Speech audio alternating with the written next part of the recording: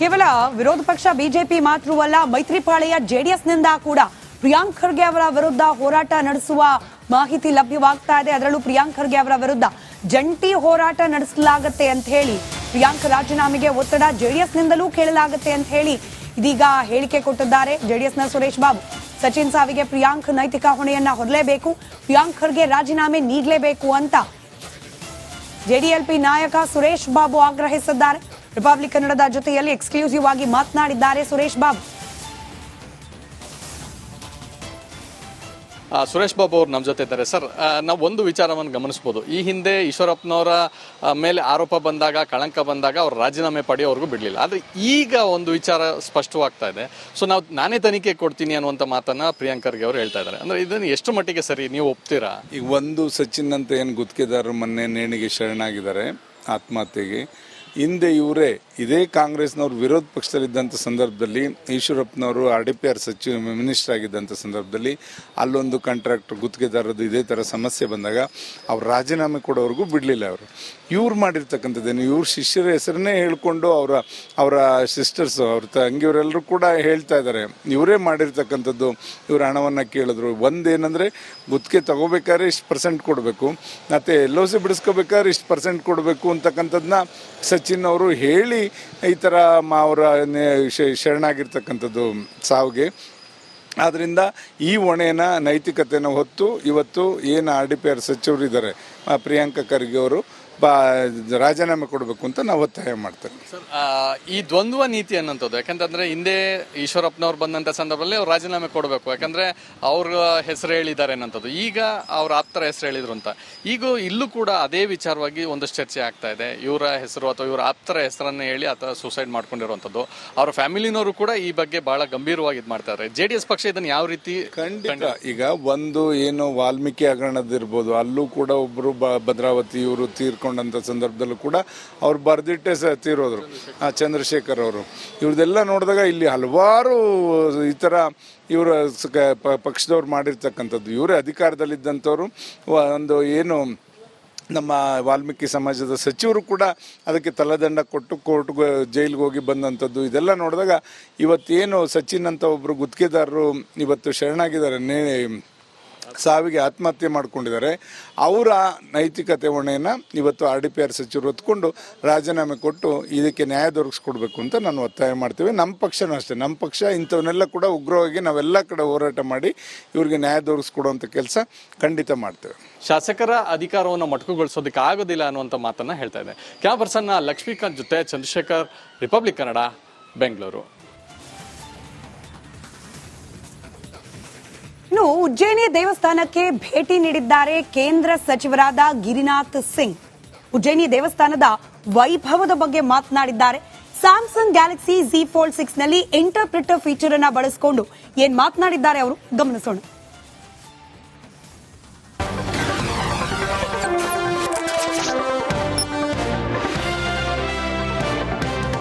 सनातन धर्म में महाकाल को माना जाता है। ये जो मृतलोक है उसके सर्वोपरि देवो देव महादेव हैं।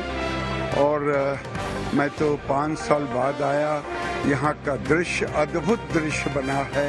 वो दृश्य जो दृश्य की कल्पना किसी ने नहीं की थी। मैं नरेंद्र मोदी जी को इसके लिए कोटि सा धन्यवाद दूंगा।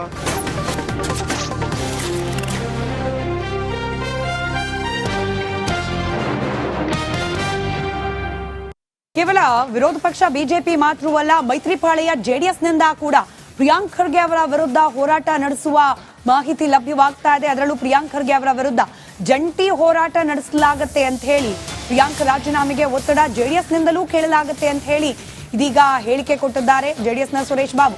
ಸಚಿನ್ ಸಾವಿಗೆ ಪ್ರಿಯಾಂಕ್ ನೈತಿಕ ಹೊಣೆಯನ್ನ ಹೊರಲೇಬೇಕು, ಪ್ರಿಯಾಂಕ್ ಖರ್ಗೆ ರಾಜೀನಾಮೆ ನೀಡಲೇಬೇಕು ಅಂತ ಜೆಡಿಎಲ್ಪಿ ನಾಯಕ ಸುರೇಶ್ ಬಾಬು ಆಗ್ರಹಿಸಿದ್ದಾರೆ. ರಿಪಬ್ಲಿಕ್ ಕನ್ನಡದ ಜೊತೆಯಲ್ಲಿ ಎಕ್ಸ್ಕ್ಲೂಸಿವ್ ಆಗಿ ಮಾತನಾಡಿದ್ದಾರೆ ಸುರೇಶ್ ಬಾಬು. ಸುರೇಶ್ ಬಾಬು ಅವರು ನಮ್ಮ ಜೊತೆ ಇದ್ದಾರೆ. ಸರ್, ನಾವು ಒಂದು ವಿಚಾರವನ್ನು ಗಮನಿಸ್ಬೋದು. ಈ ಹಿಂದೆ ಈಶ್ವರಪ್ಪನವರ ಮೇಲೆ ಆರೋಪ ಬಂದಾಗ, ಕಳಂಕ ಬಂದಾಗ ಅವ್ರು ರಾಜೀನಾಮೆ ಪಡೆಯೋವರೆಗೂ ಬಿಡಲಿಲ್ಲ. ಆದರೆ ಈಗ ಒಂದು ವಿಚಾರ ಸ್ಪಷ್ಟವಾಗ್ತಾ ಇದೆ.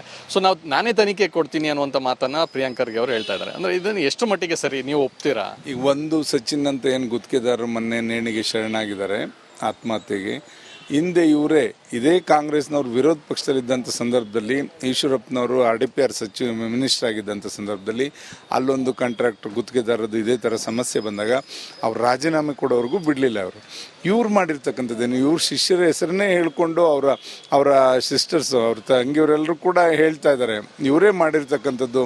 ಇವ್ರ ಹಣವನ್ನು ಕೇಳಿದ್ರು. ಒಂದೇನೆಂದರೆ ಗುತ್ತಿಗೆ ತಗೋಬೇಕಾದ್ರೆ ಇಷ್ಟು % ಕೊಡಬೇಕು, ಮತ್ತು LOC ಬಿಡಿಸ್ಕೋಬೇಕಾದ್ರೆ ಇಷ್ಟು % ಕೊಡಬೇಕು ಅಂತಕ್ಕಂಥದ್ದನ್ನ ಸಚಿನ್ ಅವರು ಹೇಳಿ ಈ ಥರ ಅವರ ಶರಣಾಗಿರ್ತಕ್ಕಂಥದ್ದು ಸಾವಿಗೆ.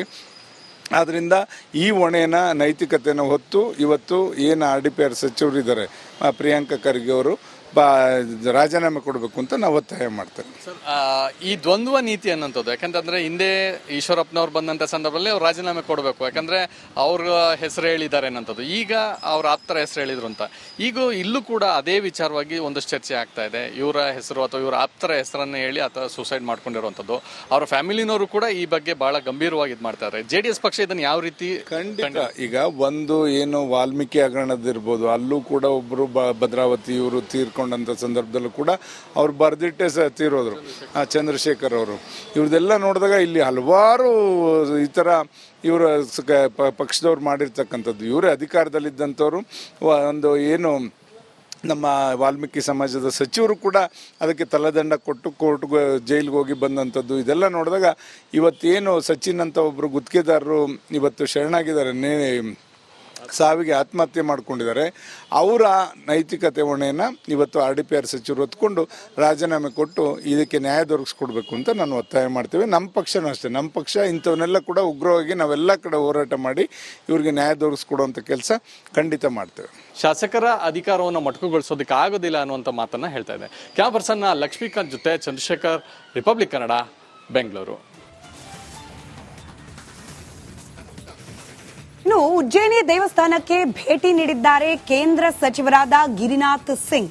ಉಜ್ಜಯಿನಿ ದೇವಸ್ಥಾನದ ವೈಭವದ ಬಗ್ಗೆ ಮಾತನಾಡಿದ್ದಾರೆ. ಸ್ಯಾಮ್ಸಂಗ್ ಗ್ಯಾಲಕ್ಸಿ Z Fold 6 ನಲ್ಲಿ ಇಂಟರ್ಪ್ರಿಟರ್ ಫೀಚರ್ ಅನ್ನ ಬಳಸಿಕೊಂಡು ಏನ್ ಮಾತನಾಡಿದ್ದಾರೆ ಅವರು ಗಮನಿಸೋಣ.